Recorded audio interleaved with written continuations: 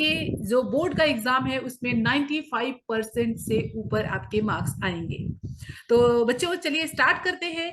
बच्चे ये पदबंध टॉपिक जो बच्चे 10th स्टैंडर्ड में हैं, सीबीएसई बोर्ड में हैं, और जिन बच्चों ने कोर्स बी का सिलेक्शन किया होगा, जिन बच्चों का कोर्स बी और जिस सब्जेक्ट का कोड है 085, तो उन बच्चों के टॉपिक है बच्चों। और जिसका कोर्स ए लिया है, जो हिंदी 2 है सीबीएसई के अंदर, तो एक 002 है और एक 085 है, और ये हिंदी कोर्स बी का सिलेबस है। तो बच्चों जो भी बच्चे हिंदी कोर्स बी के लिए बी सेलेक्ट किया होगा, वो लोग ये वीडियो बहुत ही ध्यान से देखिए। पदबंध जानने के पहले सबसे पहले हम शब्द जानते हैं, क्योंकि पदबंध जानने के पहले व्याकरण क्या होता है, शब्द क्या होता है, वर्ण क्या होता है, इसको अगर हम जानेंगे तो बहुत ही अच्छे से समझ में आता है। ठीक है, तो व्याकरण, पूरे संपूर्ण व्याकरण को कितने भागों में बांटा गया है बच्चों? 4 भागों में बांटा गया है। ठीक है, पूरे संपूर्ण व्याकरण को 4 भागों में बांटा गया है। कौन कौन सा है आपका? वर्ण, शब्द, वाक्य और पद।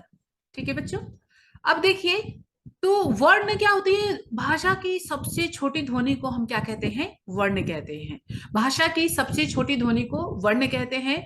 और वर्णों का सार्थक समूह को, सार्थक क्यों कहा गया है? क्योंकि वर्णों को अगर क ख ग ऐसे मिला देंगे तो ये तो वर्ण मिल गए, क्या इसका कोई अर्थ निकलेगा? क्या, बिल्कुल भी नहीं निकलेगा। तो वो इसलिए कहा जाता है कि वर्णों के सार्थक समूहों को हम क्या कहते हैं? शब्द कहते हैं। जैसे लड़की, आम, राम, रावण, ये सारे क्या है? शब्द है। जब तक ये स्वतंत्र रूप से प्रयोग किए जाते हैं तब तक ये क्या है? शब्द है। अभी वाक्य किसे कहते हैं बच्चों? वाक्य क्या होता है? जो शब्दों के सार्थक समूह जो होते हैं, शब्दों को सार्थक समूह जिसमें एक उद्देश्य और विधेय हो, उसे हम वाक्य कहते हैं। ठीक है, और वाक्य में प्रयोग किया जाने वाला, वाक्य में प्रयोग किया जाने वाला प्रत्येक शब्द को हम पद कहते हैं। तो बच्चों जब पद क्लियर हो जाएगा तब हम आगे पढ़ेंगे पदबंध क्या होता है। तो उम्मीद है बच्चों आपको आ रहा समझ में कि पद क्या होता है। पद होता है, जैसे अभी आपने देखा, पढ़ा, ये लड़की, आम, पुस्तक, ये क्या है? शब्द है, क्योंकि ये स्वतंत्र है, वाक्य में प्रयोग नहीं किए गए हैं, तब तक ये शब्द है। लेकिन अगर इसी लड़की से, लड़की आम खाती है, लड़का पुस्तक पढ़ता है, राम ने रावण को मारा, तो जब इन्हीं शब्दों को हमने वाक्य में प्रयोग किया तो अब क्या होगा? वाक्य में प्रयोग किए जाने वाला प्रत्येक शब्द, प्रत्येक शब्द, केवल ये नहीं कि आम और लड़की, जितने भी शब्द आए सबके सब क्या हो जाएंगे? पद कहलाएंगे।